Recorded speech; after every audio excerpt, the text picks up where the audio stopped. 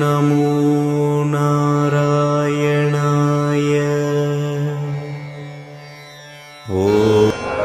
திருமலை நம்பி ராமானுஜன் கிட்ட, என்ன ராமானுஜா, என்ன காரியம் பண்றேன்? ஏன் இவ்வாறு முட்டி போட்டுட்டு எவ்வாறு திருமலை ஏறுவாய்? திருமலை முழுவதையும் இப்படி முட்டி போட்டு நடக்க முடியுமா? இப்போதே உன் முட்டையில் இருந்து எவ்வளவு ரத்தம் வருது பாரு அப்படின்னு கூறுறாரு திருமலை நம்பி. மேலும் ஒரு தாயின் கருவறையில் உள்ள குழந்தை தனது தாயினை எட்டி உதைக்கும். அவ்வாறு உதைக்கும் குழந்தை தாயினை அவமதிப்பதாக அர்த்தமாகாது. மாற்றாக தாய்க்கு குழந்தை நற்செயல்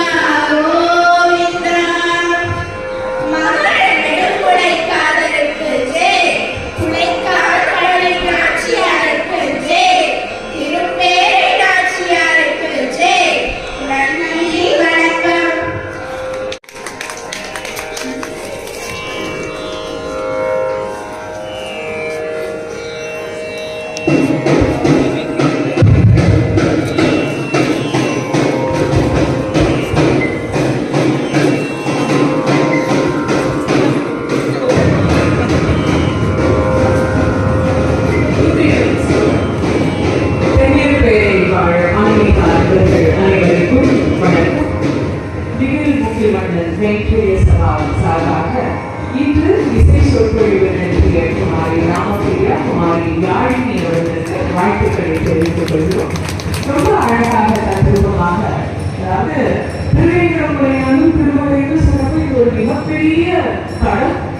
ஆழ்வார்கள் எல்லாரும் கேள்வி பாடின ஒரு திவ்ய தேசம். இந்த குழந்தைகள் எப்படி பேச போறார்கள் அப்படின்னு நினைச்சா, இதனுடைய புராண கதையிலிருந்து, வேதவதியிலிருந்து, ஆகாசராஜனிலிருந்து கதையை ஆரம்பித்து அப்படியே அழகா கொண்டு வந்து கிருஷ்ணதேவராயர் வரைக்கும் கோவில் திருப்பணிகள் எவ்வளவு அழகா நடந்திருக்குங்கிறத சொல்லி 1000 ஆண்டுகளுக்கு முன்னால எம்பெருமானார் ராமானுஜர் அந்த திவ்ய தேசத்துல என்னெல்லாம் அருள்பணிகளை செய்திருக்கிறார். இந்த அதுல குறிப்பிட்ட சம்பவங்கள், திருமலை நம்பி அவரை சந்தித்தது, அவர் மலை ஏற மறுத்து முட்டியிட்டே வந்து மலையை ஏறி சென்ற வைபவங்கள், அதெல்லாமே வந்து ஒரு வரலாற்று சம்பவம். அதை அழகாக சொல்ல வேண்டிய இடத்திலே சேர்த்தது. திருமலை அப்படின்னா ஆழ்வார்கள் எல்லாருக்குமே ஏற்றமான ஒரு இது. இருப்பிடம் வைகுந்தம் வேங்கடம் திருமாலிரும் சோலையும் வைகுந்தத்துக்கு அடுத்தபடியா இருக்கிற அந்த திவ்ய தேசத்தை இந்த சின்ன வயசுலயே எடுத்து பேசினது எங்க எல்லாருக்கும் மகிழ்ச்சி. எம்பெருமான் மகளிரின் குழைக்காரனுடைய அருள் பரிபூர்ணமா உங்களுக்கு இருக்கும். இந்த மேடைங்கிறத அறிஞர்கள் பலர் வீச்சிருந்த மேடை.